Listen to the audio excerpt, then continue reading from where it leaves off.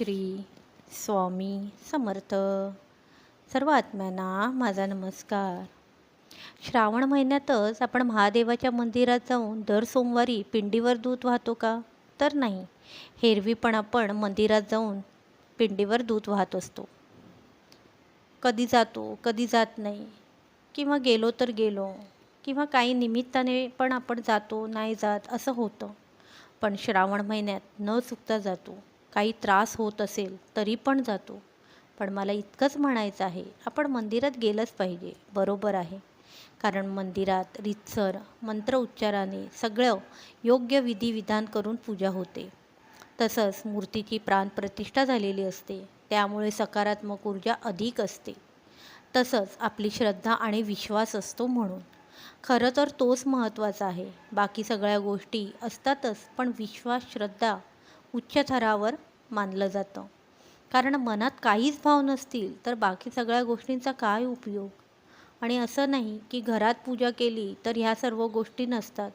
घरात करा किंवा मंदिरात करा, मनाचे भाव सकारात्मक, चांगले व योग्य असतील तर पूजेसाठी कोणत्याही स्थानाची गरज नसते.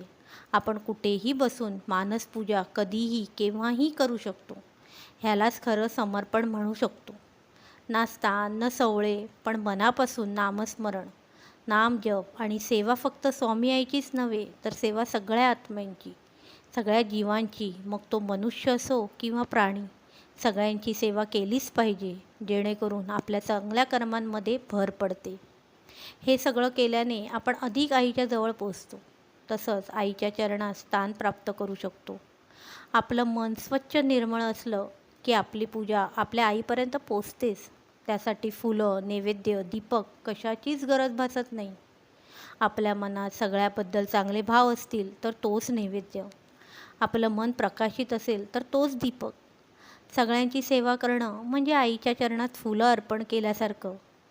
म्हणूनच कधी पण मानसपूजा आणि चांगली कर्म सर्वात श्रेष्ठ मानली जाते. आपण आईला मनापासून एकदा साथ घातली की ती आईपर्यंत पोचतेच. फक्त इतकंच, त्याचं उत्तर आपली योग्य वेळ आली कीच मिळतं. कारण आपल्याला कशी, कसे आणि कधी त्या गोष्टीचा उपयोग आहे ते आपल्यापेक्षा आपल्या आईला माहीत असतं. म्हणून आईला इतकंच म्हणायचं, जे आमच्यासाठी योग्य आहे ते तू आम्हाला योग्य वेळ आली की देणारच. ह्या विश्वासाने आपण आपल्या स्वतःला आईला समर्पित करून नतमस्तक होऊन आपलं आयुष्य व्यतीत करायचं.